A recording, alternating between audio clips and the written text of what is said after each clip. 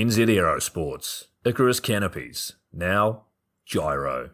That's right, we've rebranded, and Gyro is our next generation. It honours our founder, as that's the name we knew him by, but Gyro also marks the start of a new chapter. And not to be biased, but it's going to be fucking epic. Long story short, we're more us than ever, so if you're new to the sport, or even a Sky God Ninja Turtle, welcome.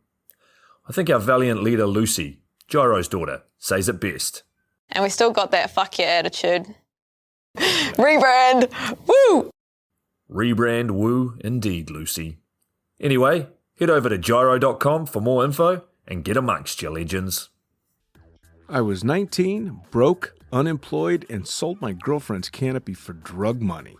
So I thought I better sew her a new one.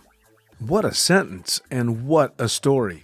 This describes the humble yet outrageous beginnings of NZ Aerosports, the home of Icarus Canopies, in the words of our founder himself.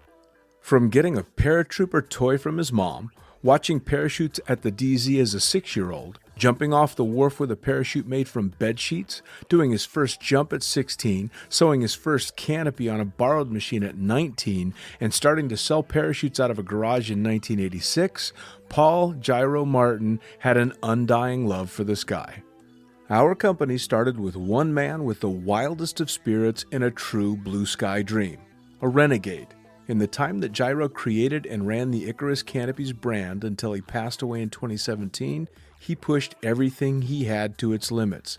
We miss him, and we always will. Gyro is the next generation of NZ Aerosports. It honors our founder, of course, because it was the name we all knew him by, but Gyro the rebrand also marks the start of a new chapter, our next jump. Gyro is the space between sound and silence, art and science, chaos and calm. Gyro is a state of epic tranquility that transcends understanding. That moment, in the door, in free fall, mid-swoop, where nothing but the present exists. A perfect balance of euphoria and thrill. Gyro captures our passion for flying and our commitment to designing break-the-fucking-rules canopies that deliver pilots pure, wild flight. Hey gang, so I got a new book out. It's called The Upside of Fear, and it's exactly what you think it's about. It's about the good side of, well, getting scared. In it, we talk not only about the science and biology behind fear, but the psychology as well.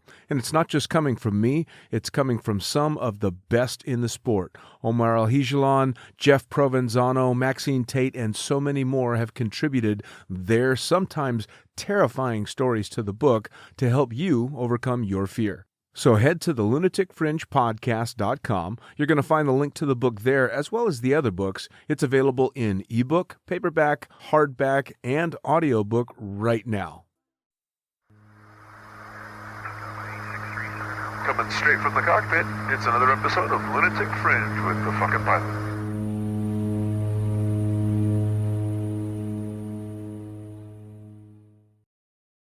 Ready, set, go. All right, back into the can for another edition of Lunatic Fringe Into the Void. I've actually got somebody in the can with me. That's right, people actually come and sit in a toilet with me and tell stories. It's awesome. This next one's got a couple of definitely interesting stories to tell. So, who the fuck are you? What do you do? Well, I'm Nicole Smith Ludvik, a.k.a. Junior's wife. That seems to be what I'm called the most these days. All right. And I'm a professional skydiver. I'm a tandem instructor, AFF instructor, pro-rated, and yeah. Nice. Yeah. Got all the bells and whistles. Pretty much. Very cool. And you're married to Junior, so that means that you're at least slightly more tolerant than some people I know. Tall or tolerant? Both. Oh, yes. yeah, definitely. Both. For anybody that's listening that doesn't know who Junior is, doesn't know who Nicole is. They've been living under a rock. They're very mismatched in, let's call it altitude. Yeah. Yeah. That's accurate. She's sure. just a fuckload taller than him, and I've told them that the greatest Halloween costume in the world would be Gandalf and Frodo. And that's exactly what we're going as for Halloween this year. I need help finding a white wig. I have been looking for one. I've been scouring the internet, and I can't find one that does it justice. Awesome. Fucking Gandalf. Yeah. And again, she's the tall one, so she's going to be Gandalf. We just got to find... Actually, I don't even know if Junior's feet are hairy or not. So They definitely aren't, but we can probably make them look a little worse than they do. a little hairy stuff, and get him some goofy ears, put him in a little plaid vest and shit. It's going to be cute. Yeah. Yeah, I think He so. already looks like a little kind of a Lucky Charms guy. Yeah. Yeah. I think he's pretty sexy, though. Yeah. He's got a great smile. So, Well, I'd do him. yeah, for sure. I may have. I've been on many vacations. That one and time in Bali, Dean. Yeah. Can we not bring that up? I've done a lot of stupid shit with Junior, so I may have without knowing it. So Wait, what was the summer called? The Dodging it was Cox the tour? Dodging Cox 2000 and something. That was before we got married, so it was okay. It's okay. Yeah, that was quite. And I think Junior and I have covered that to some degree on this podcast already. But yeah, PM me for anybody that wants more info.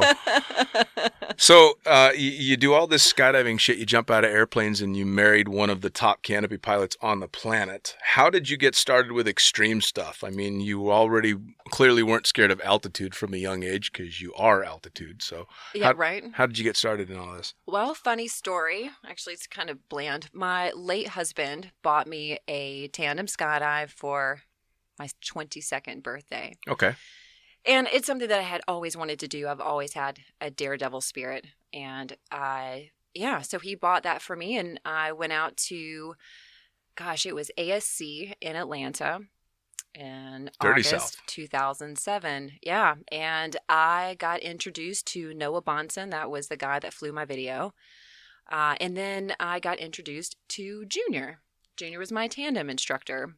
Funny enough. So Junior, world champion swooper, and Noah, world champion wingsuiter, Yeah, man. were your first introduction to skydiving. It was the dream team for sure. That's not bad. It Yeah, was Noah's pretty kind of cool. sexy too. Yeah, I have a part of the video. You can see Noah's arm, and it's just this hairy Chewbacca looking arm that's in the video.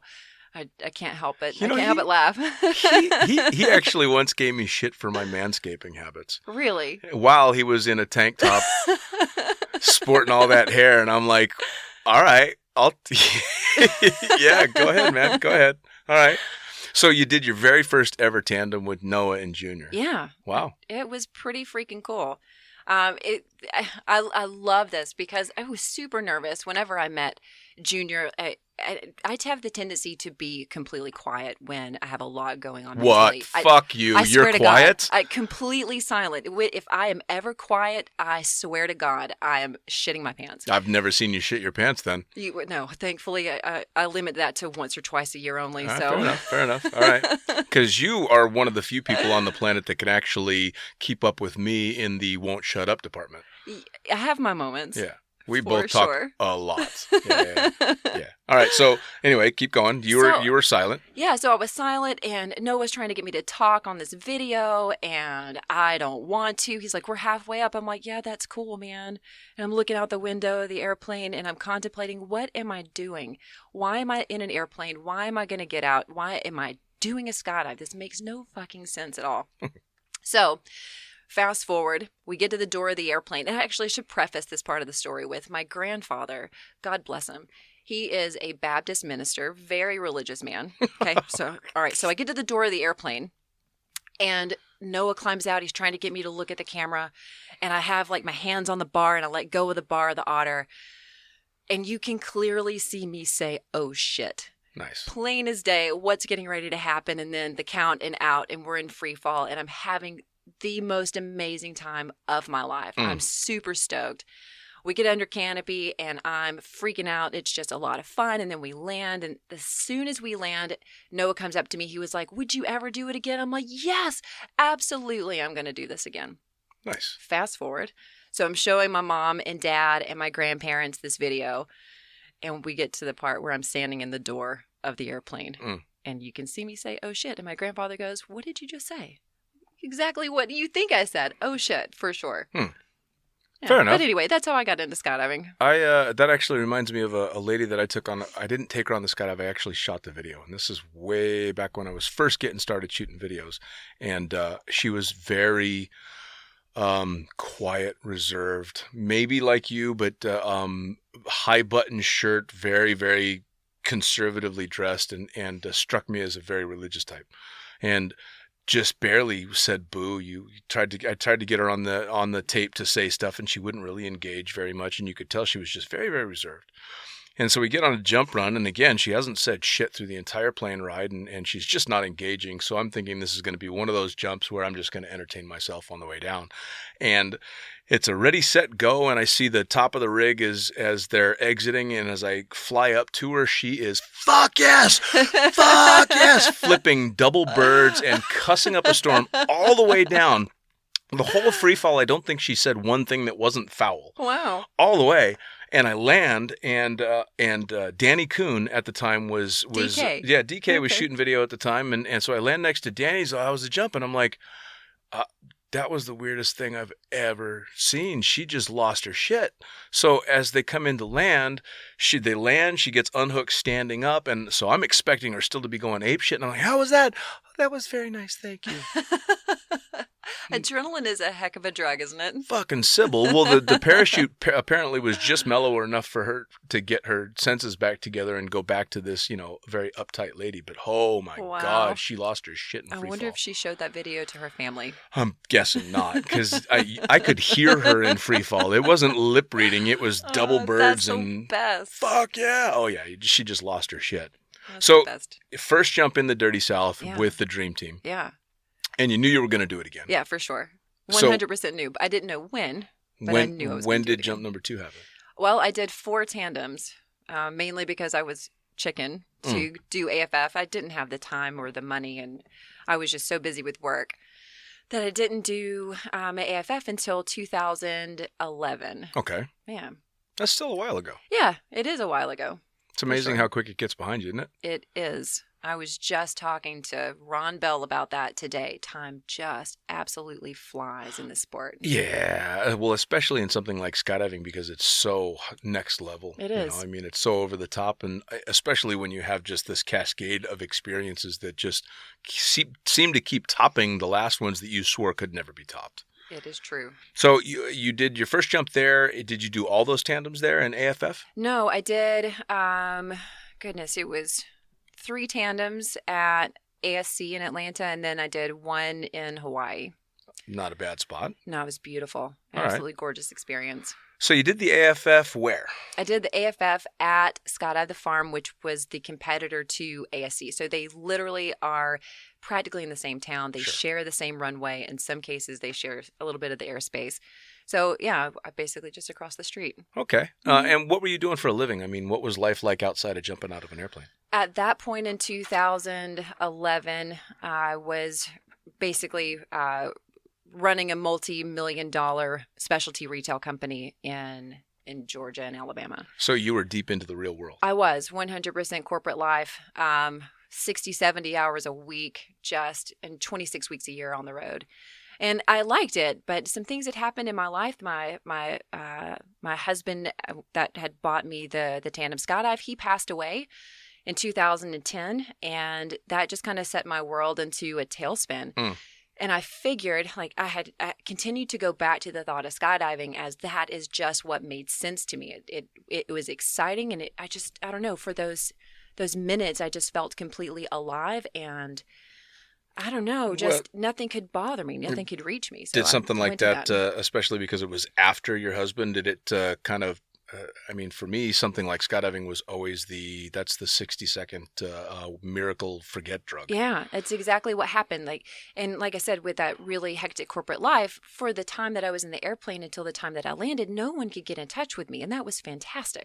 You know, my cell phone couldn't ring. I couldn't get a message on my phone about some crisis that was happening or an email that I had to respond to. So those were 20 minutes of just sheer bliss for me. It's amazing how much worrying about being able to make a left turn Right? can calm down the whole rest of your life. All right, fuck. How do I got to make a left turn, then I Yeah. got to make a right turn, then I got to check the handle, then I got to look at my altimeter. Yeah. And it's amazing pull. that nothing exists beside touching a little piece of plastic Yeah. and dipping your elbows and looking at a gauge on your hand. Yeah. That's it. That becomes your entire fucking world.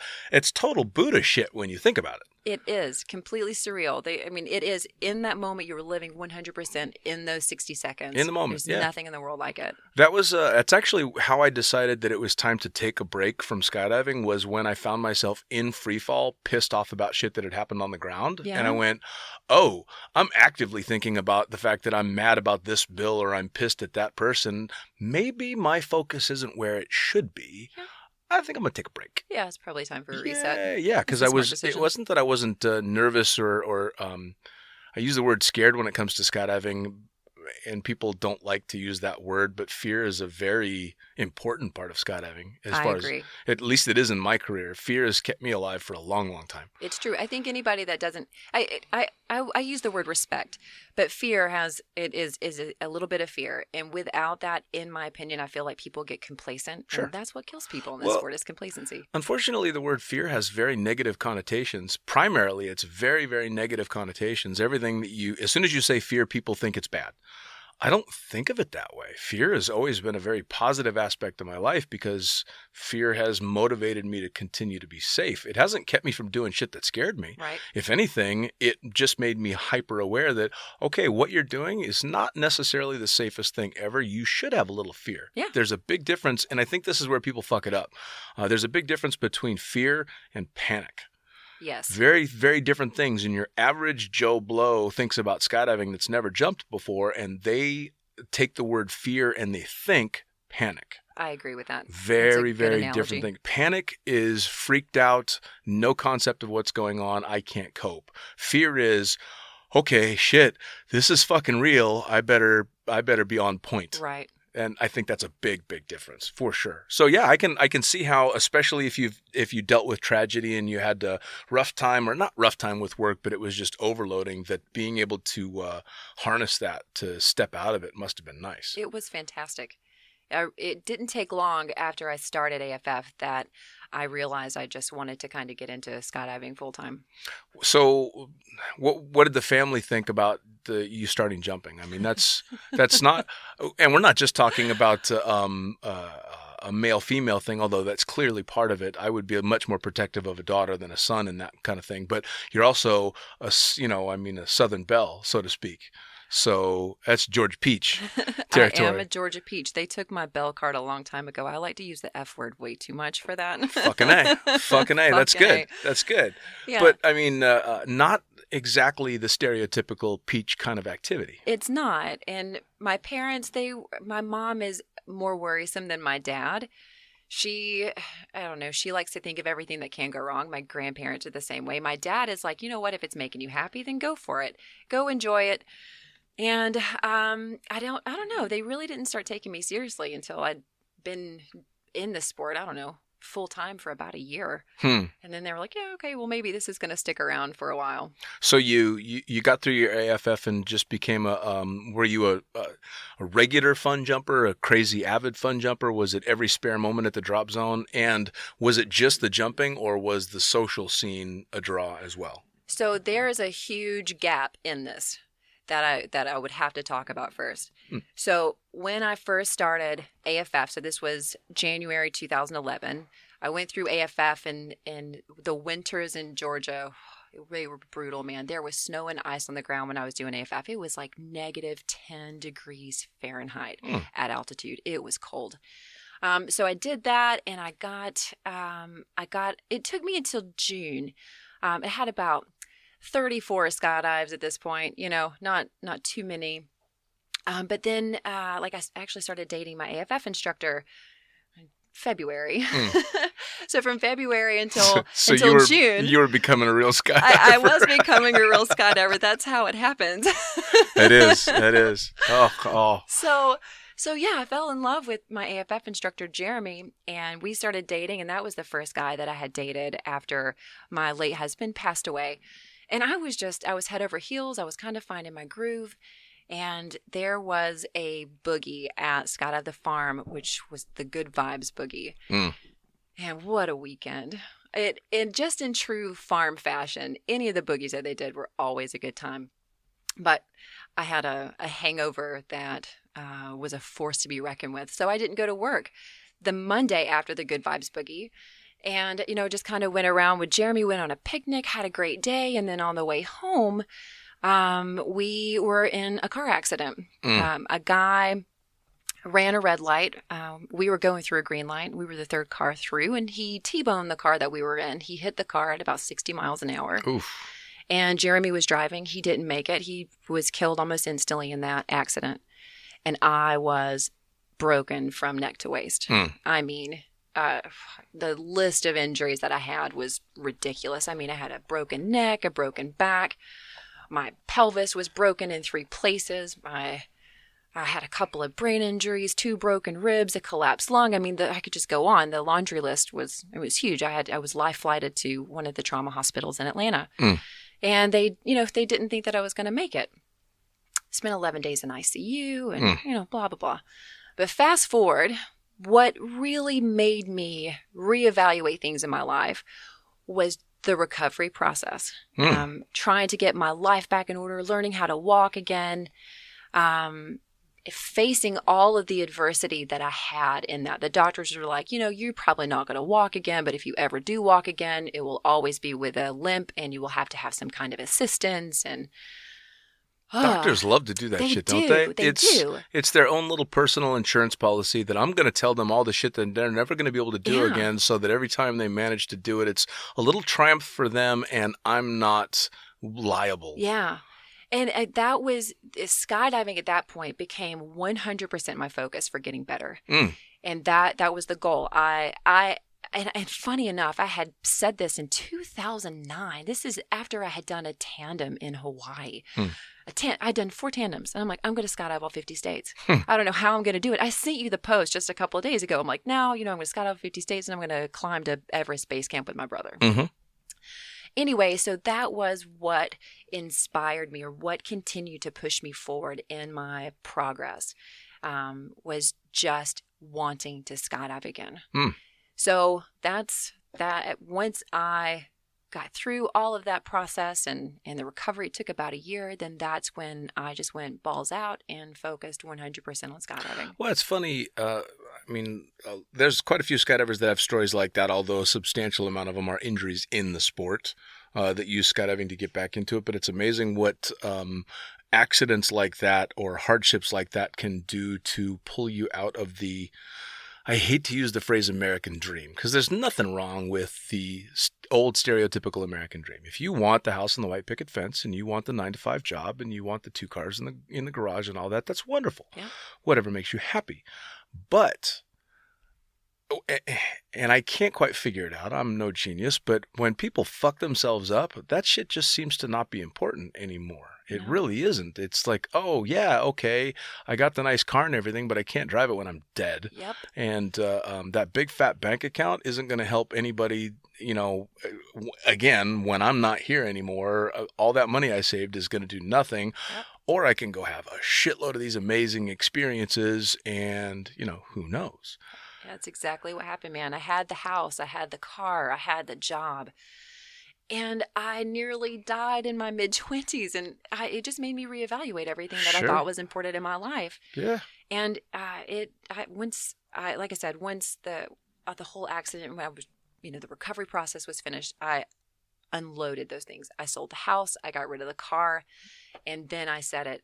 I went out on a journey, on a mission to skydive all 50 states, and then to travel the world. Those were my goals, and that's what kept me going. Yeah, how cool is that too? I mean, for exactly that kind of push. And I hate to say it, but it's usually shit like that finally snaps people out of following a dream that's not necessarily theirs. That's right. Again, for those that want that stereotypical American dream, that's awesome. But there's a lot of people that think they want that because they don't know what they actually want. That's true. And facing the Grim Reaper is an amazing way to restabilize your priorities. It is. Like, oh shit. As a matter of fact, I was listening to podcast recently that had Steve-O of Jackass fame on it. And, of course, Steve-O is just known as being this fucking maniac that goes out and does all this crazy shit. And everybody thinks he's just batshit crazy.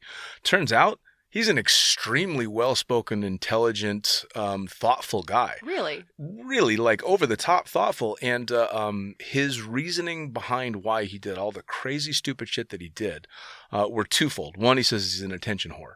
I'm like, all right, well, that makes sense. But he's like, it all boils down to death. And the way that he explained it was mankind is given two things in the beginning of it all.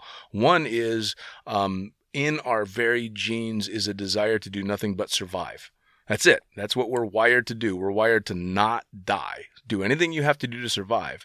But we're also fucked because we have the intelligence to know that there's the one thing we can't avoid, and that's death. Yep. So he's like, what an ultimate fucking catch-22. The one thing we're programmed to do is not want to die, and the only thing we can guarantee is that we're going to die. It's true. It is so true. And we forget that. Well, most people don't face that. But when you have a near-death experience like you did, or when you take up something like skydiving where you are forced to think about your mortality because you're putting it on the line, that all changes really fucking quickly. It does. Really quickly. So you decided, fuck it, I'm going to go balls out. Yeah. I'm going to jump all 50 states. That was the goal. How long did it take you to do it? It took me an entire summer. One summer? One summer. Okay, now you say that like it's a long time. Most people would say it took me an entire decade. No, man, it took me a summer. I did Hawaii, like I said, in 2009. So the other 49 states I did in a summer. Jesus Christ. It was nuts. It was absolutely pure chaos. I'm guessing really fun chaos. It was amazing. All I right. met so many people and had so many just fantastic memories and moments on that journey. All right, I'm going to put you on point. What was the best drop zone? Oh my God, I can't even tell you. You have to. I don't know. There were so many drop zones for so many reasons. All right, let's break it down this way. What was the best big drop zone? Oh God, Skydive, Arizona. Okay. All right, I'll give you Eloy. Yeah. Eloy's a pretty fucking amazing drop zone. Yeah, I had a great time. So first of all, whenever I started this journey, I was a baby skydiver. I had just over 100 skydives, and I set out on this mission. And I had, at this point, no contacts and no idea who or what or when or where or anything about really the idea of skydiving. So I reached out to USPA. And I ended up talking to Randy Ottinger, who's the director of government relations. And this guy, of course, has every connection in the United States and the world practically of who's who and what to do. And this guy helped me make some contacts at some of these drop zones where I wasn't just walking into some newbie. And, you know, it was really nice being able to have someone that went ahead of me, so to speak, to break the ice. Sure. But when I got to Skydive, Arizona, I met at the time the director of marketing. I think that's what his title was. It's Carl Meyer, who's back at PD now. And he helped me. Like, it was just fantastic. He introduced me around. He made sure that, he hooked me up with a balloon jump. And it was just really great to have that type of hospitality at a drop zone as big and hectic and chaotic as Skydive, Arizona can be. Sure. So it was a great intro to a large drop zone. God, my first experience at Skydive, Arizona was not nearly as sweet as that. No. The first time I ever went to jump at Skydive, Arizona was to get my AFF. And Okay. I had to do it with one of the old guard, guy by the name of Billy Rhodes. Okay. Billy Rhodes was this old country boy, and big old country boy, like 6'3", 6'4". He was probably 260 pounds, if not more. I had gotten a job throwing drugs at Cross Keys, and I was walking away from Vegas. I was done. I was going to go get this job in Cross Keys, but the caveat to that job was I had to have my AFF rating. So I had quit my job, sold my house, sold everything, sold my car, bought a truck and a 17-foot pop-up trailer, and was going to stop in Eloy on my way to Cross Keys, only getting the job if I passed the AFF course, which, of course, is the hardest course in skydiving to get. Yeah. So I pull up to Skydive, Arizona with all my cards on the table for this one, and I go up and I meet Billy Rhodes and I introduce myself. Hey, it's really good to be here to do the course. And he's this good old boy, and he said, "Oh, it's really nice to meet you too." I'm like, "Oh, cool. This he seems really nice. Got this big old grin and big old bear hug." And he's all, "So I didn't see you in my pre-course." And I'm like, "Yeah, no, I was wrapping up everything back home, and it's been really crazy. So this is as soon as I could get there." And he goes, "Oh, no, yeah. I don't believe I've ever passed anybody that didn't take my pre-course. And then fucking walks away. And of course, I What didn't. a mind fuck Oh, that yeah. was. and I didn't realize at the time that this was right around the time when a lot of other AFF instructors or evaluators were starting to get their ratings. And Billy, I guess, from, again, secondhand information, was not particularly thrilled because he ran a very difficult course. And there were a lot of people that were not giving away the rating, but they weren't as hard as Billy thought they should be. So in order to compensate, he made his course that much harder. So from the get-go with the mindfuck thing. And it was a super, super hard course. I mean, I think I probably cried in my hotel room 3 times in that course. It was that hardcore. Oh, man. It all came down to my last jump, and I had to do the jump with Billy. And so that acting bullshit that you had to go through was done. I didn't have to do that anymore, so I didn't have to him pretending to walk in the props and shit like that. And so we're standing there waiting for the plane to pull up for me to do the pass or fail jump with Billy fucking Rhodes. And I'm like, all right, fuck it. And I slap him on the shoulder. I'm like, you know something? Fuck the bullshit. Let's just go have some fun, all right? And he just kind of got that look on his face like, I'm really not sure how to take this. But then he kind of grins. He's like, all right. And we went up and they said they could hear me screaming from the ground when I got the fucking handle at the That's bottom of the dive. amazing. Yeah. You gotta love that. The AFF course, that was so, for me, mentally, it was more mental than it was anything else. Yeah. You can fly. I can fly my body. I'm sure you did the same thing. How did the jump go, by the way? I'm sorry to interrupt you. Jump went great. In fact, the whole course, the jumps went great. But again, because he was a classic guy, he gave me an enormous amount of shit because I wasn't wearing an RW suit. I was wearing a semi-baggy free fly suit, but it's what I knew how to fly. And he was giving me shit saying, you know, you're probably not going to pass if you're not in an RW suit. And I flat out told him, look, you want me to be able to fly at my top, right? He's like, yes. I'm all, well, then this is the suit I need to do it in. Yeah. And he let that pass, but yeah, it was that part of it, big mind fuck for the whole thing. The whole AFF course. Man, DJ Marvin, bless his heart. Oh, that guy. I've had him on the podcast. I know. I love DJ so much. He was the one that did my AFF course. Actually, I did just about all but a couple of the eval jumps. I had to do the eval jumps with Luke Akins to finish mine up. But I'm telling you what, I don't know. I think maybe I did cry. Maybe I cried once. He doesn't know that, so thanks, DJ. I had a box of tissues. Thanks for that. But no, seriously, just getting through the mental side of things, getting an AFF rating is challenging for anybody. Oh, yeah. Well, for me, I guess it was tenfold because I had literally walked away from my entire very stable life in Las Vegas to go take this job in Cross Keys that I didn't have if I didn't get this rating. Now, the funny thing was the whole fucking first season didn't do a single AFF job. Yeah, you did a bunch of tandems there, right? I just checked rogues. Cross Keys, that was such a great drop zone. I loved it whenever I got there. I met Rob Stanley and Resta Soul and Mark Cruzy and a couple other guys that just absolutely made that drop zone an incredible experience. Yep, Dave Pancake's still there. Yeah, Pancake's Shout out to Pancake. Range is a German. Range Luda, he's still out there chucking drugs. Jesus. He's fucking rock star. What a great drop zone. Guy's going to be like 90 still chucking drugs, man. He's that badass. So Arizona was your best big drop zone. What was your best small drop zone? Oh God, that's really hard because there were so many. So West Virginia skydivers. So whenever I was planning the trip, I was going where the weather was supposed to be the best, and trying to get all of that coordinated and trying to finish it in the summer was really tough. And I learned, coming from a turbine drop zone that's open 7 days a week, that not all drop zones are created equal. No. I learned that one the hard way. But I'll never forget this. I was up in Chicago, a Chicagoland skydiving center. I kind of at one point made that my base. I was on the Pro Pass, so I was getting to do a bunch of jumps while I was there. And as the weather broke, I would, make a trip. Sure. For those that don't know, a little props to CSC. They came up with a great idea. This would have been back in 2008 or 2009, I think, is when he started it. The Pro Pass was you paid a predetermined amount and had unlimited jumps. It was, I did over 500 jumps in 3 months on the Pro Pass. Yeah. It was ridiculous. So I was able to do a lot with my career in skydiving because of that. So Doug, if you're listening, thanks for that. I appreciate it. So I had a break in the weather, and I was trying to I forget where I was going, but I had to make a stop. I was driving through West Virginia, and I called the drop zone to see if they were open. This is the middle of the week. Turns out they're a weekend-only drop zone, but I talked to this guy named John. And I'm like, John, listen, man, I'm coming through. You don't know who I am. I'm just on a mission to skydive all 50 states. If you can open the drop zone, I will pay for the entire load if you guys can just come out, because I'm driving through and it's not going to be easy for me to get back here. Would you be willing to send up a load for just me? Like I said, I'll pay for the whole thing. And he was like, you know what? Give me 10 minutes.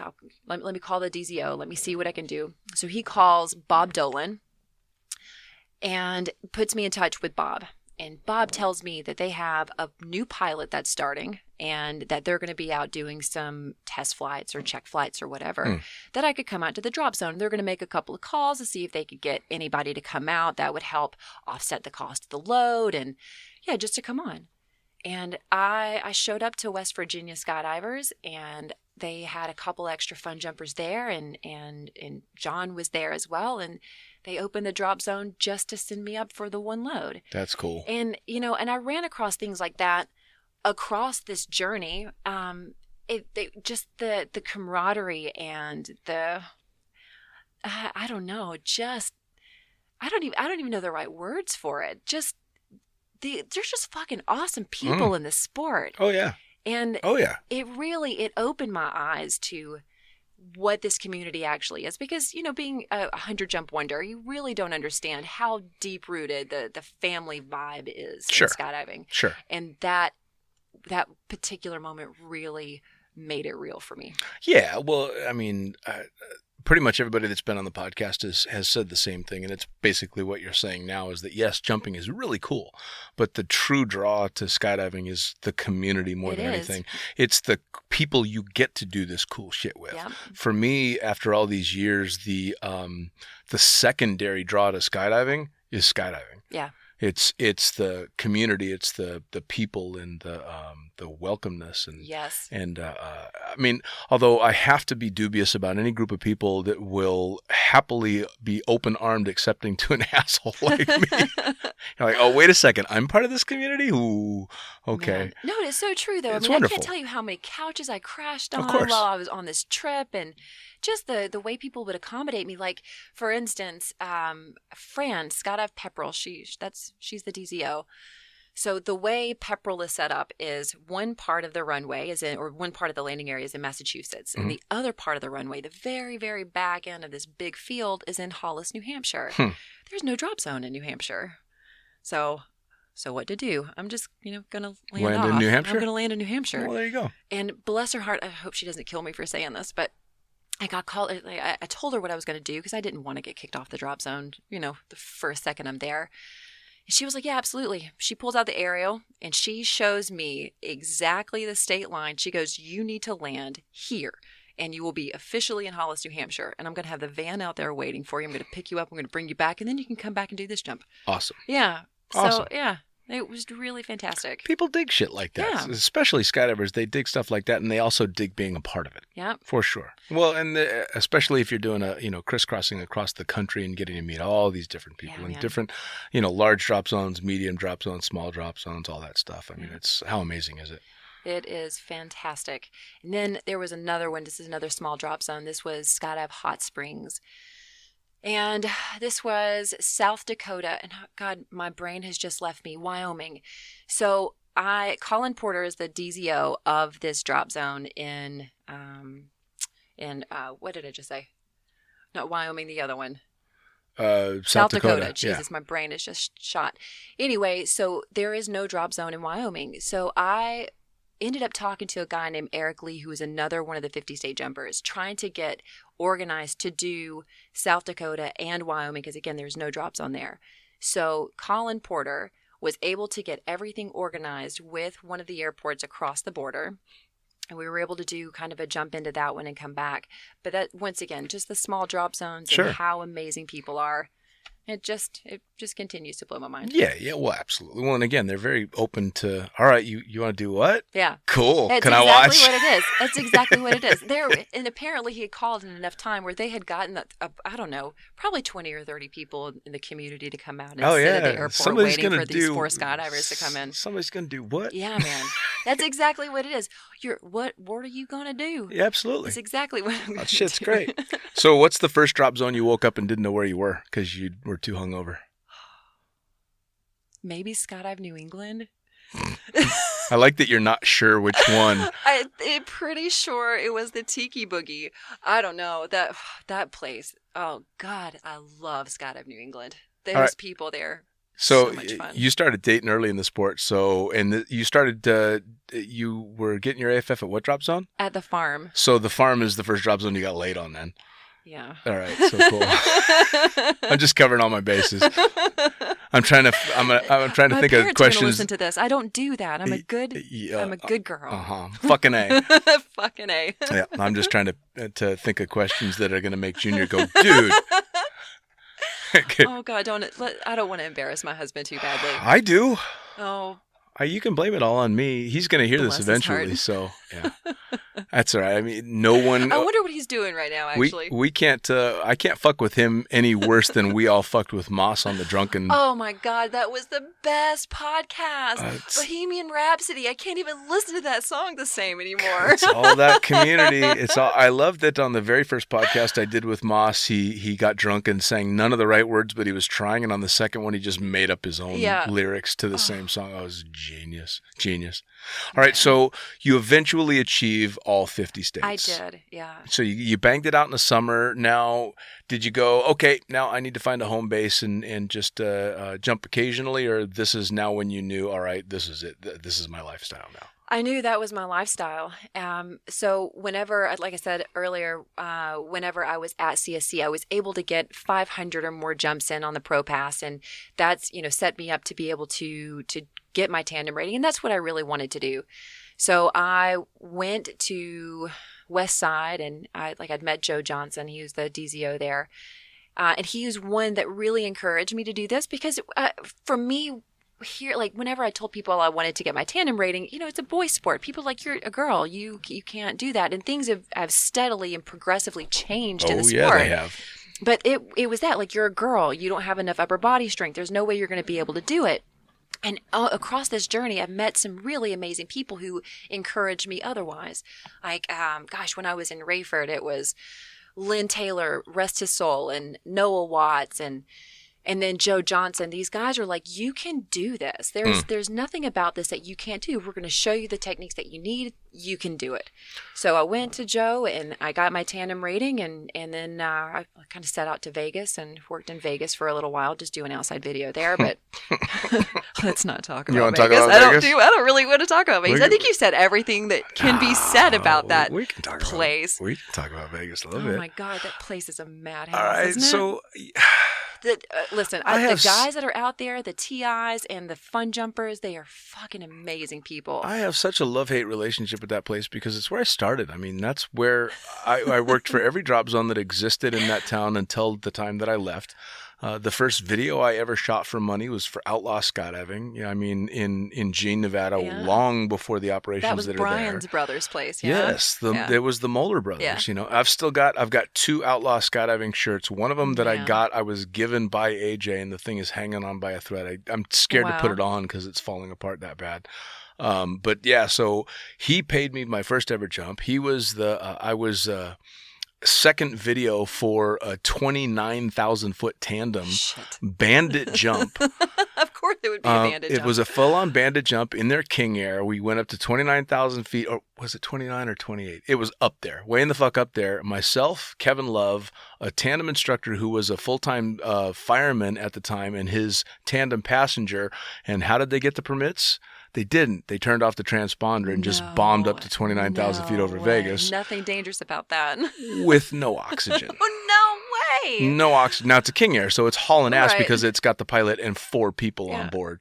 So we're just smoking up there. But to 29,000 feet, stupidest thing ever. And I'll never forget, the tandem tried to climb out before Kevin, who was primary video. No. Yeah, we were all hypoxic as fuck.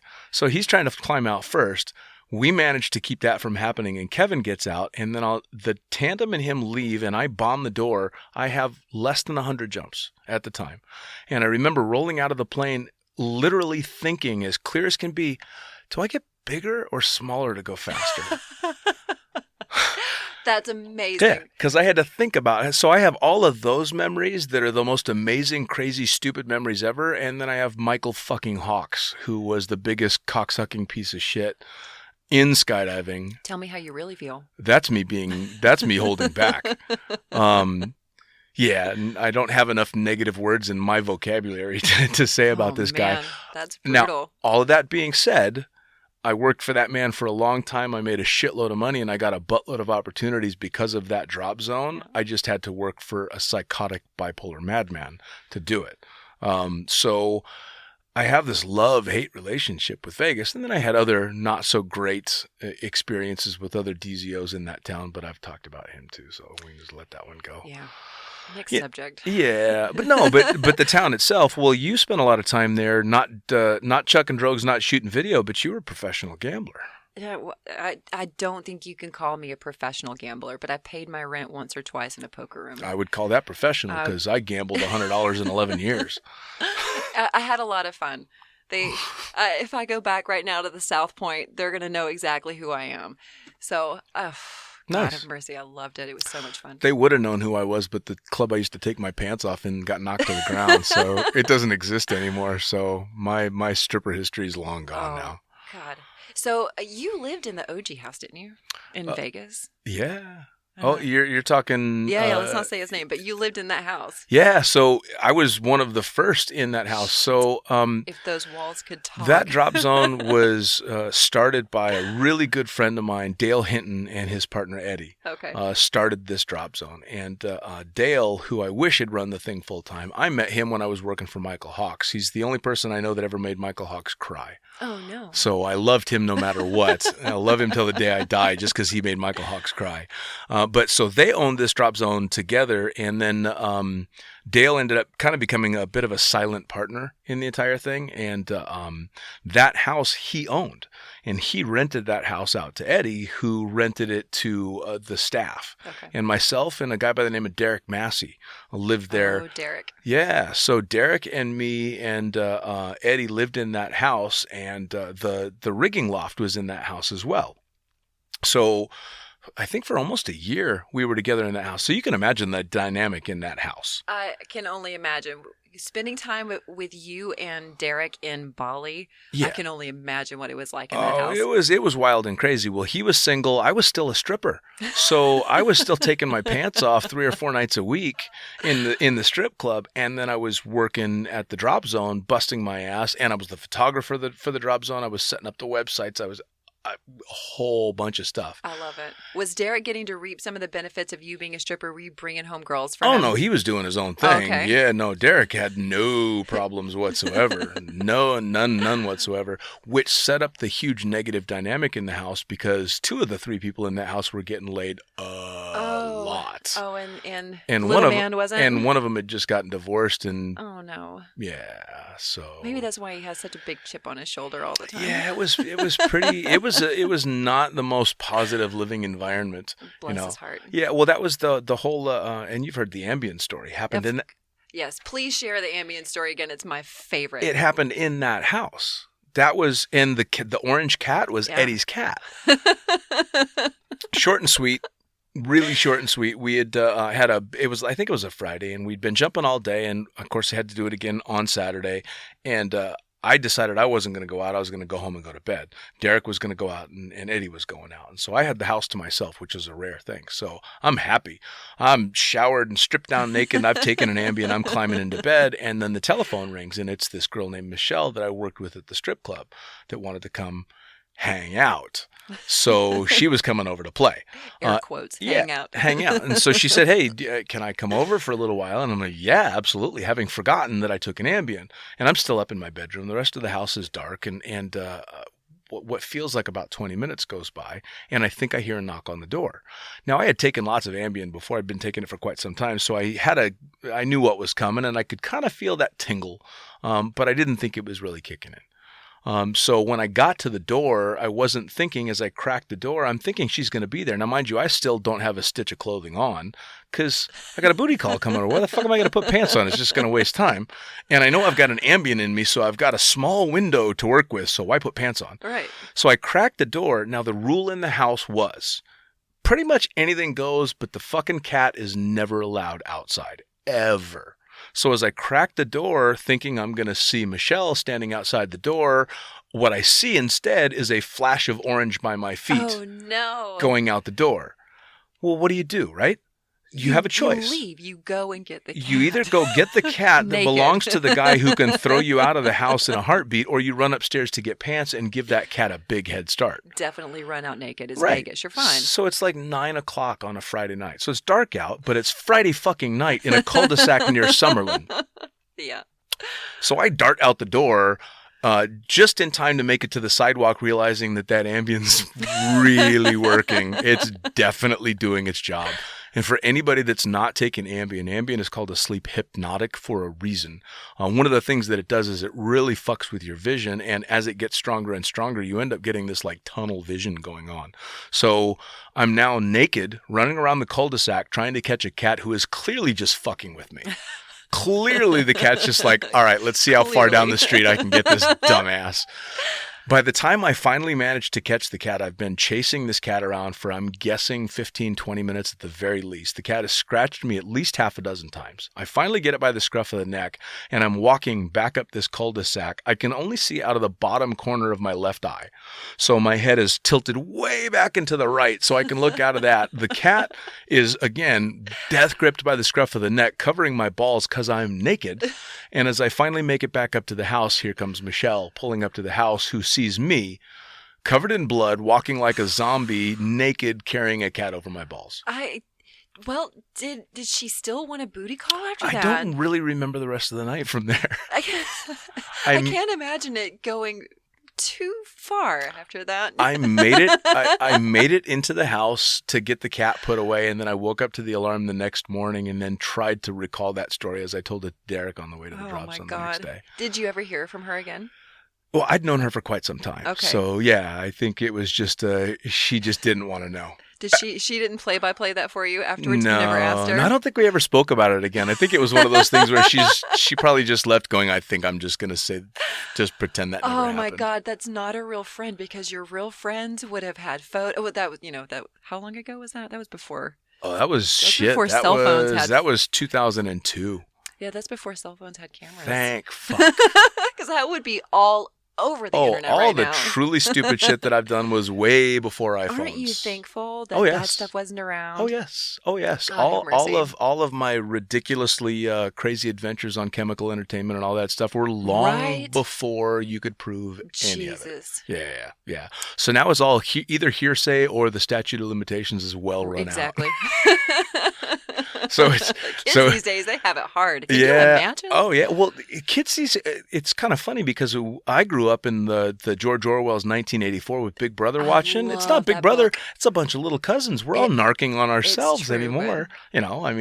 As a matter of fact, now with skydiving specifically, one of the biggest problems in an article that I wrote is people posting shit on Facebook and Instagram and all this stuff of shit that they should not have done, and they're busting themselves out. I can't even count how many friends have lost ratings and gotten in trouble for doing ridiculously stupid shit and then posting it. It is nuts. But man, the one that got me the worst was the Lodi fatality. That video. Wait, which one? Shit. It's a shame that you have to specify. There was just another one. I know. It got hit by a truck. Which, I'll tell you what, I'm going to go out on a limb with this one, and I am not a Lodi apologist. I am not a fan of Lodi. I never have been. I don't have anything personal against Bill. He wasn't a prick to me when I flew there. He wasn't a sweetheart, but is he a sweetheart to anybody? I actually had really great experiences there. He's to me, he was a really nice guy. Him and his wife both. I don't think of him one way or the other because I honestly don't have any negative experience. For my experience with him was I was flying Chicago's Otter out there. All his planes were grounded by the FAA because he didn't have paperwork on this engine or that wing or that. So I had the only plane he could fly. So I was literally the only person Bill couldn't fire. Yeah, well, because I was the pilot of a plane he didn't own. And from what I hear, you may be the only person ever that could say that. But no, the fatality I'm talking about was the tandem fatality a couple of years ago. Oh yeah. Man, I had no idea. I watched it. I opened that video late at night. I was literally laying in the bed, and I click on this video and I watch it. And as a TI, I'm like, oh. No, oh yeah. No. Well, no, what's happening? And that completely scarred me. Oh yeah, yeah. Well, the I had no idea what I was the watching. granny video in the purple running outfit. Yeah, that's how. You tell me, how does that video get out? I'm sorry. If I'm at a drop zone and something like that happens, I'm sorry. That video, the SD card was broken. Oh yeah, no, And no, that thing would go in the I fire. completely agree. But of course that got everywhere. Oh my God, Everywhere. that was viral all over the place. I mean, that place is just. I didn't want to say it's a Lodi curse because it's self-inflicted for the most part. They put the dye on Lodi. Yeah, I'm telling you. Well, so I completely agree with a friend of mine. I read her post not that long ago. It was either yesterday or the day before about the recent Lodi fatality. Yeah. My friend Lisa Wyatt out of Skydance in Davis said that basically the same thing. She's like, you know something? Lodi is fucked up on a lot of stuff, but on this one, I do not hold them responsible because this was an experienced jumper, made a bad mistake, landed on a highway, and got run over by a semi-truck. No, she landed on the back part of the truck. She landed on the back part of it. That's what the news article said. So you never know. But the way the news article read was she hit the back part of a truck. Yeah. And then fell off the back and died. Oh, man. Yeah. You know, I'll tell you what, and this is where, all right, so this is where the fucked up skydiver sense of humor in me wants to come out, and I'm trying to hold it back because it's horrible. It's absolutely horrible. Someone for absolutely no good reason passed away on a skydive just because of bad judgment. Yep. It happens. It does happen. Happens. It does It's happen. such a shame. It does. Well, and we've seen it over the years, and I remember when I started out in the sport, a fatality was a horrifying thing, and I mean, it still is. Don't get me wrong, but I mean, it was How it affects devastating. you. Oh yeah, How it affects you personally. The first one I was Yeah. on the drop zone for, literally everyone on the drop zone was in tears, and this was a real reality check. So we're on the drop zone. This fatality happens, and nobody knew this guy was a visiting skydiver. So we didn't even know this person, but the fatality happens on the drop zone and everybody's destroyed. Operations are shut down for the day. People are in the hangar commiserating and crying and everything. And two of the Brits that I worked with at the drop zone are sitting at a picnic table in the hangar, shoveling food down their faces and chatting back and forth. And one of the girls, who was in between fits of crying, turns to them and goes, "How can you guys eat at a time like this?" And one of my close Brit friends looks at her and goes, "Well, he's still fucking dead, didn't he?" Shit. And Oh my God. I couldn't wrap my head around how literally the body is still warm in the field. And Yeah. this guy says a comment like this, and I couldn't wrap my head around how he could do that. And then cut to a bunch of years later and something like that would happen. And my natural reaction is to crack a shitty joke about it, because it's really the only way to cope with it. It is. I mean, otherwise you just spend all your time just bummed. It's true, but I don't know. For me, I've gotten more and more desensitized to Sure, this. of course. And it sucks. And a lot of things that we see are just from complete and total complacency. That's course. it. The needless fatalities, needless. Oh, yeah. No, I agree. So I don't know. Well, in regard to the way that jumpers cope with it and the sense of humor type of thing, if I were to go in, I want there to be a never-ending stream of fucked up princess jokes for as long. I don't even want to be. I still want to be twitching in the field, and I want fucked up jokes. Because I don't want to be remembered for that last mistake Of that I course. made. I want them instantly to go on. Fucking come on, pull the piss, because clearly I fucked up. Of course.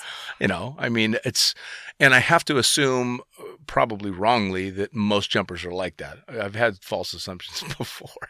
I don't know. I honestly have never even considered that. So Well, I see and I'm sure you see it as well. I see the woke craze and the PC craze even creeping into God. skydiving, which I never thought would happen.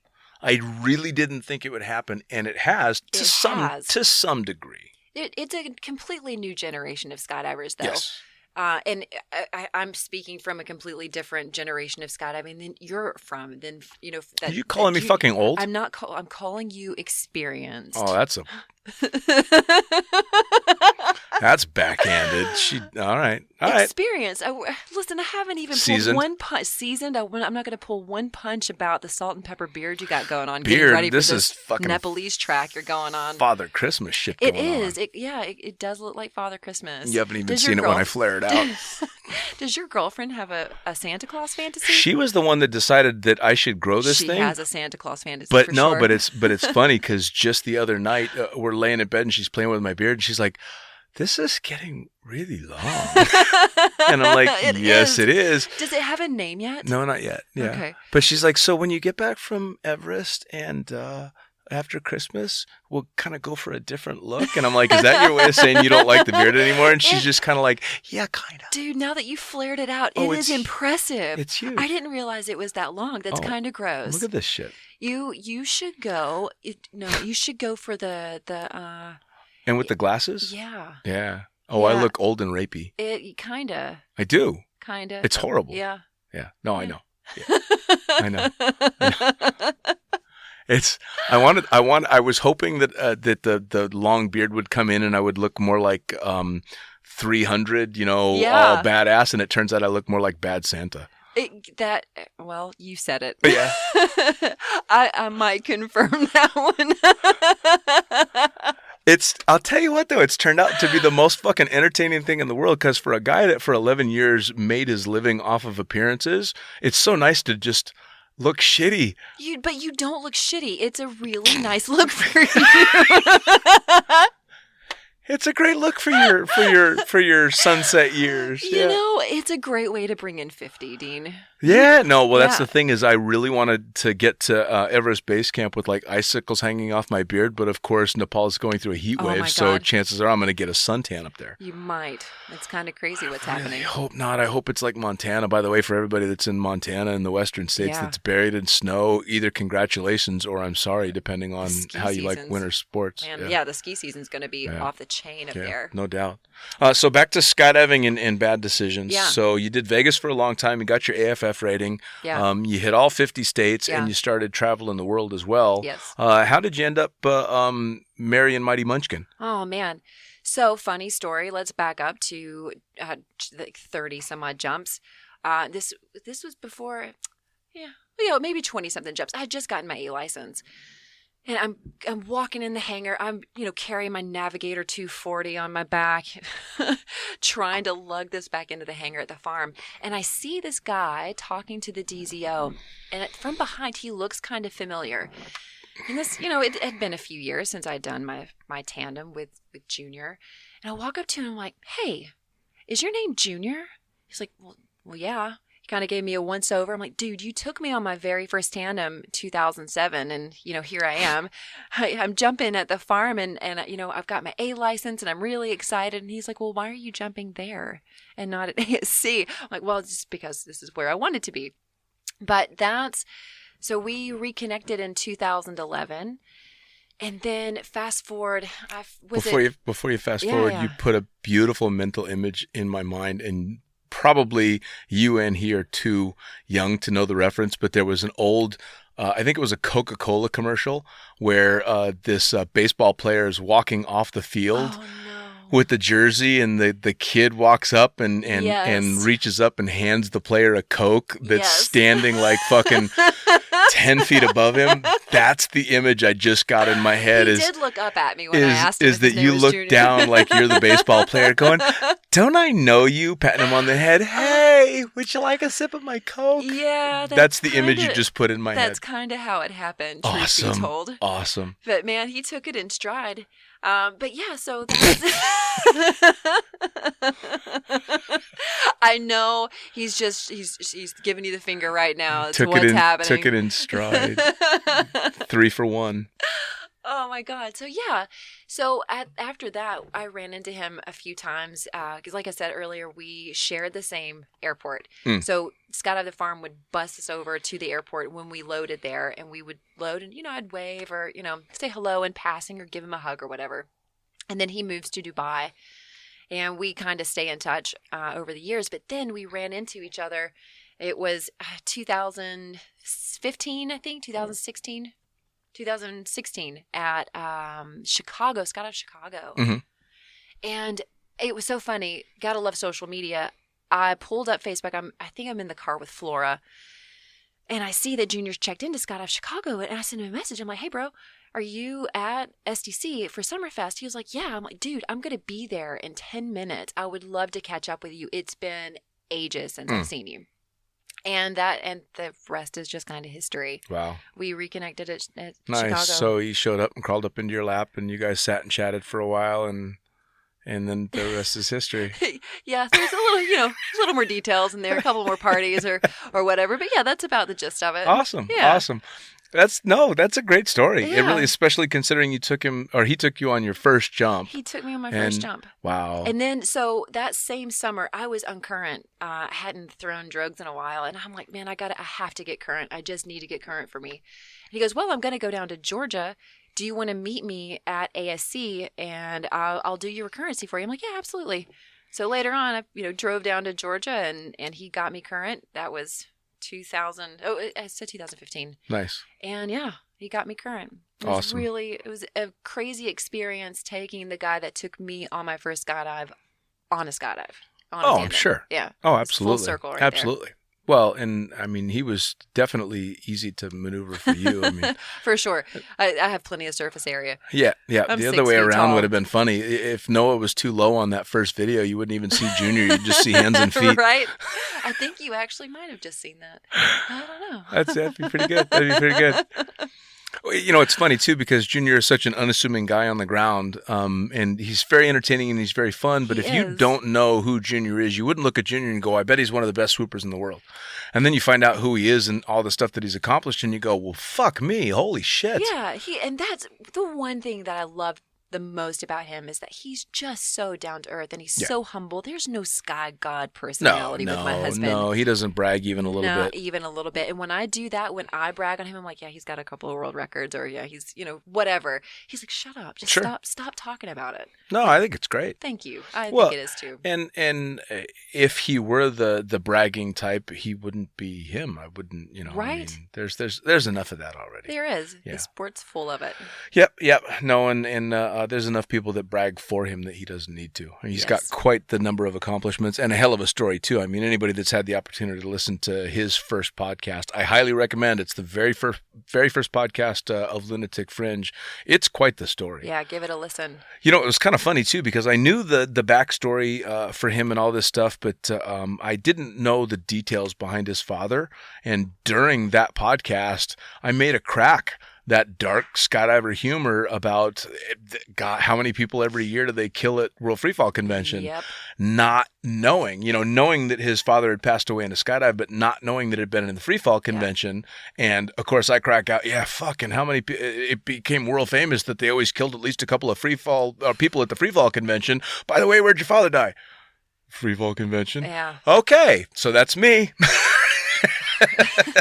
There you go. I'm Bless pretty him. much par for the course for me, clearly, Oh, bless. Yeah, but you would never, because he's not out there trying to publicize the stories and stuff. He's not. He's No. not. But if you want to check him out and get a little bit more on his history, check him out on Instagram, handle at David Ludvik or davidludvik.com. Yep, absolutely. Sorry, shameless plug right there. No, plug that shit. Plug that shit for sure. So, obviously, he's still going balls out, and he doesn't compete quite as much as he used to, but he's still going big. And I think he was saying something about wanting to compete more. Yeah. Because now he's back to being able to compete for whoever. Yes. Whereas before he was saddled in with competing for one country, but now he's kind of a free agent. Yeah. So he can get back out into it, which is amazing. Yeah, he actually, we went to a competition in the Ukraine this summer. This is the first time he's done a regular swoop competition, not freestyle, and since we've been together. So it was really fantastic getting him to, getting to watch him in pure, true junior form. So he did pretty well. Yeah. I mean, coming out of a 4-year retirement and haven't, run any gates in 4 years. He Yeah, comes no, out, for sure. Makes the podium in speed and, just had a general overall performance. Yeah, except for the almost dying over the summer type of thing. What? With his sickness, getting ill. Oh, my God. Yeah, we had the episode that is currently airing as you and I record this is Junior Summer Stories. Oh, my God. Yeah. Our anniversary trip to Morocco where I thought he was going to die. Yeah. Yeah. Oh my God. It was bad. Yeah. That was a rough trip. He had some tropical illness, which we didn't get to a tropical illness specialist in time to see exactly what it was. But yeah, when we were walking around Morocco, his entire body, all of his joints were swollen so bad. He looked like an elephant. like it was just, I don't know. It was sad. And God bless him. He was a trooper. The funny thing about the stories like that is I always get them far enough in advance that I know he's not going to die. Yeah. So I just laugh at him. Oh my God. It makes me I'm a bad person. I know I'm a bad person because he's still suffering, but he's past the danger point. Like, I think the first time I got a message from him about all of that, it was basically all right, I'm going to be okay, but. Yeah. So then I'm just like, all right, he's going to be okay. Whew, that's good. Oh, fuck. All right, let's see what happened. And you're just reading these texts going, oh, Jesus, God. And you just laugh going, fuck. It was something out of a horror movie almost. But, oh God, I love Junior. I love you with all of my heart, but sometimes he can exaggerate things just a little bit, and I don't know how truthful he is in how he's feeling. He can be a bit of a drama queen sometimes. I'm sorry, but he was like, I'm feeling kind of bad. And I'm like, well, is it like the flu? Do you want to go to a doctor? And he does his best because this is our anniversary trip, and he's really doing a good job trying to stay upbeat, but like it's wearing a little bit more on him. Sure. And it got to the point where we were sitting at breakfast. We were in Fez, Morocco. And he was like, Nicole, I don't feel well. I'm like, well, they have a nurse on staff. We can get him, or, we can go to the doctor, whatever you want to do. And he's like, no, I'm going to wait. I'm like, okay, cool. So just wait. And about 30 seconds later, I kid you not, sweat starts pouring down his face. And I go, we got to get you to a doctor now. I heard that story. Oh, my God. Yep. Anyway, so yeah. Well, I mean, just like Frodo, he takes some lickings, but he muscles through. He's a little whiny about it, but he eventually throws the fucking ring in. He means well. I'm sorry I didn't take you more seriously sooner. That was my marriage faux pas. I'm so sorry. Wouldn't have made nearly as good a story though. No, I can just close my eyes and picture the sweat dripping down his face while we're having breakfast. Oh, it was just so bad. can I, except for the last time that I saw him sweating like that, he was being chased by a rather large red rooster. The Dodging Cocks tour. tour. He was being chased by a rather large red rooster on Gilly T, and he had forgotten how to ride a bicycle. Oh my God. Bless his heart. Yep. That was the Dodging Cocks tour. I don't remember what year it was, but fuck me, that was a. Yeah. When was that? 2015 too. 2016. Something like that. I don't know. They all start to blend together after a while. Yeah. When you got 50 of them, I guess they Dodging do. Cocks. That was such a good time. Oh my God. Yeah, that was proper fun. We've had some weird times. The Bali trips are always a blast. Yeah. We need to do that again soon. Oh, for any of you out there that want just an off-the-hook, bizarre, make of it what you will type of place to go, there's an island called Gili Tarawanga. Gili T is what it's known as. And it's about an hour's boat ride off the main island of Bali. Miserable hour-long It's a horrible boat ride. It is complete shit. But it's worth it. The island itself, it's nothing but donkey carts and bicycles and fungus milkshakes and everywhere. Copious amounts of alcohol, and there's no motorized vehicles whatsoever. I mean, you can get run over by a donkey, but I haven't seen it happen. You could get run over by a donkey easily. Oh my! You can do anything from have a romantic getaway in your own little private villa in the middle of nowhere to go as big and as wild as you possibly can. And I remember saying this to Junior on our very first trip there. Because I think he was a little trepidatious about going too big on the island because it's the general public. It's not like we're at a drop zone. We don't know these people. And so it's just me and him getting ready to go big with a couple of our other friends. And I turned to him and I'm like, you will never be the most fucked up person on Gilly T. And almost on cue, he and I are sitting up I forget if we're having a burger or something in a relatively sober moment in the trip. And almost on cue, this guy is walking down the beach. Now, mind you, it's like 10 o'clock in the morning. There is no music playing anywhere. This guy is dancing his ever-loving ass off. No headset, no nothing. He is just funking out all the way down to the beach. And then he gets roughly in front of us and stops and just stares up at the sky for a good 5 minutes and then snaps back into the dancing and walks away. And I'm like, see? That's amazing. Yeah, like I told you. Man, when I think about Gilly, I think about Derek in the tree. Mr. Derek Massey. Derek, his podcast was just out not that long That was ago a as good well. one, yeah. Yep. I remember asking everybody, where's Derek? And somebody pointed to a hammock Up in the tree. 15 to 18 feet up in a tree, hanging in a hammock without a care in the fucking world. The fact that he was able to get that far up the tree is pretty impressive. The fact that he was able to find the tree. Right? Yeah. Oh man. Yeah. No, that was a good trip. I'm Pun intended. well, and we've all got our little wave tattoos Yeah. that we survived it. It's amazing. Yeah, my that was God. good. So again, for all those of you out there, if you want a really wild and crazy getaway, I'm not even pumping our villas. Villa Blue Skies. Yeah, I'm not I'll do pumping it. Villa Blue Skies. Although you should totally stay Need to in stay juniors there. in my villa Canggu. in Canggu and Bali because it's amazing. But Gilly T, holy shit. Now, back on the subject of skydiving. Yeah. So what comes next? You've got all the ratings. You've been chucking drogues. You've taught AFF and all that stuff. And you've gone in and out of the sport just like some of us have. So what's next for you? Is it Fun Jumper City? Is it working in the sport? Where does it go from here? I think it's still going to be a little bit of everything. I enjoy being an instructor. There's nothing that I really enjoy more than taking somebody for their first jump and when the canopy opens and you get that holy fucking shit. Yep. That moment where everything just makes sense for them. I love that. That brings so much energy into my life. Sure.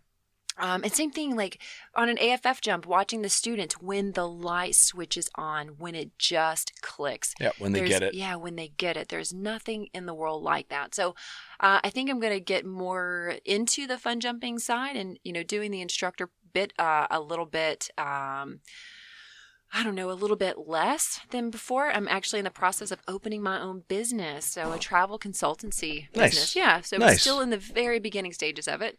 So check back with me in a little bit and I'll have some more details on it for you. Yeah. It was one of the biggest revelations I had in skydiving was when I became a fun jumper, which just also happened to be about 23 years after I became a skydiver. Okay.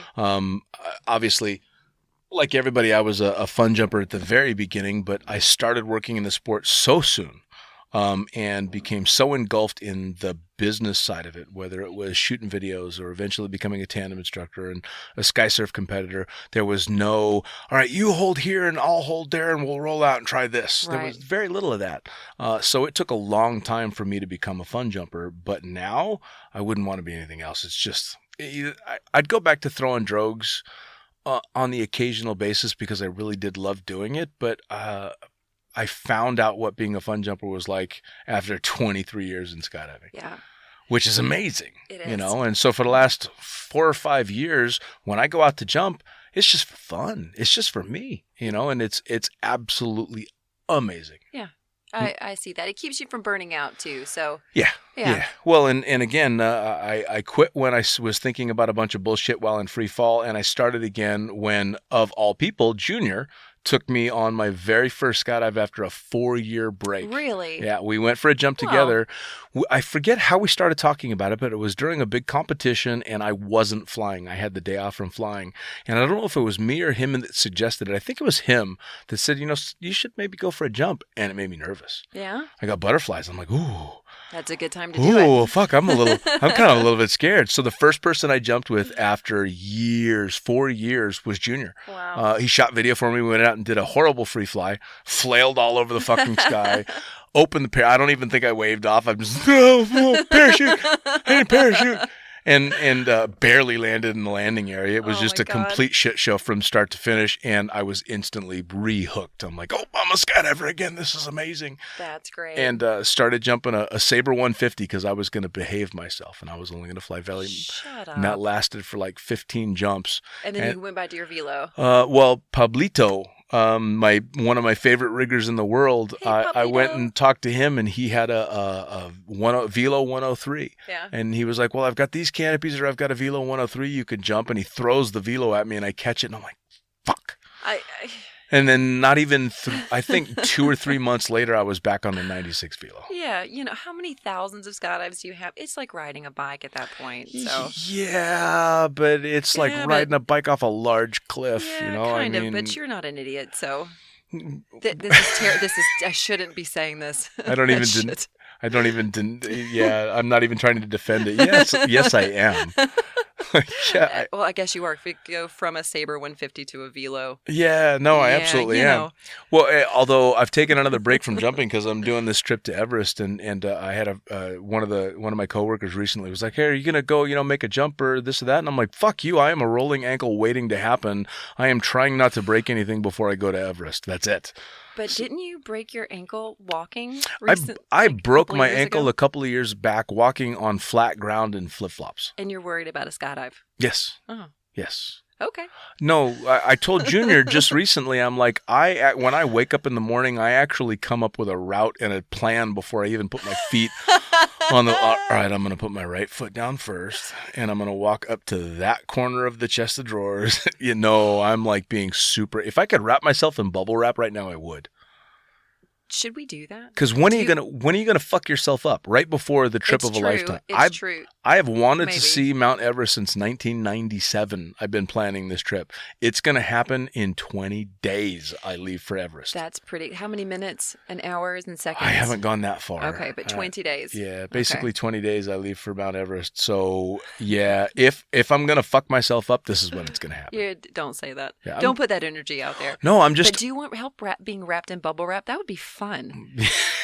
That would be amazing to It do would. that and send you to the drop zone. You should go fly in a bunch of bubble wrap. I don't know if I could fly the otter in bubble wrap. Do you want to try? That would be interesting. You want to try? Well, let's do it. Yeah, I'll get yeah. Junior to help. You know what would happen? Everybody just fuck up and walk up and pop me. Exactly. No, I That would wouldn't. be so I wouldn't much last. fun. Then I would just be some asshole wrapped in a bunch of plastic. If you're looking to shed weight, I mean, it might help, but Yeah, fitness goals, I don't know.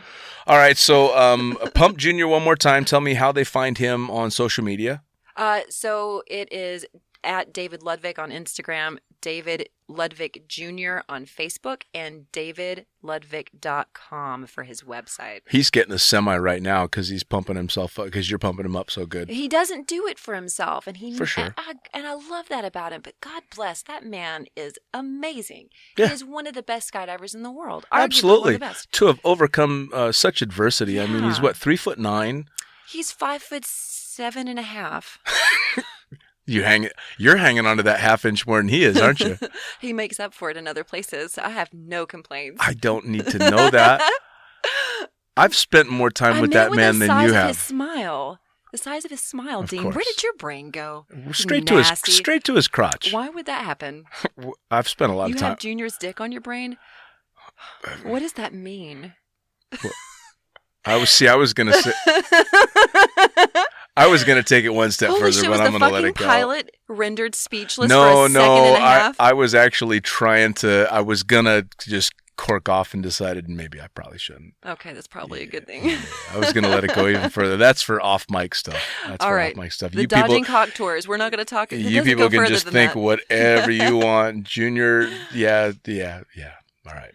So say somebody wants to know about your 50-state journey and they want to try and do it themselves. Can they find out about you? Can they get a hold of you social media wise? For sure. You can find me. So there's an old blog. It's on Tumblr. It's TemptFate01. And then same thing goes online.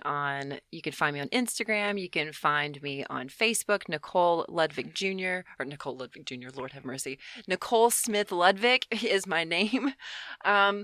Yeah, you can find me there if you ever want to know anything about how to do it, what I did, how I navigated the states that don't have drop zones and finding pilots and all that garbage. Please send me a message. There have been, at this point, I believe there have been 19 people now that have completed skydiving Awesome. the States. And there's 2 people. It is Harry and Betty Moore. These guys are the 2 that are keeping all of the records for the people that have done the skydiving trip. Awesome. And they also are a wealth of information. I wish I had met them early on in my journey. Like I said, they're a wealth of information. Cool. But yeah, it is not that difficult to do.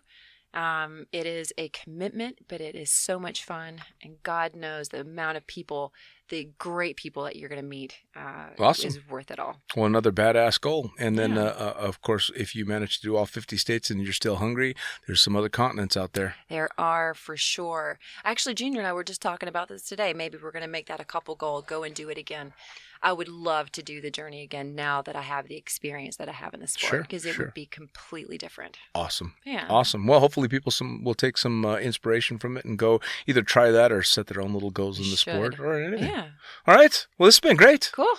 Glad to have you. Thanks for having me. Really glad you took the time to sit down, go back to the man, pat him on the head and tuck him in and, I will. Put him in his little jammies and we will see Gandalf and Frodo at the end of the month. That's right. It's fucking awesome. All right. Blue skies. All right. Blue skies. See ya.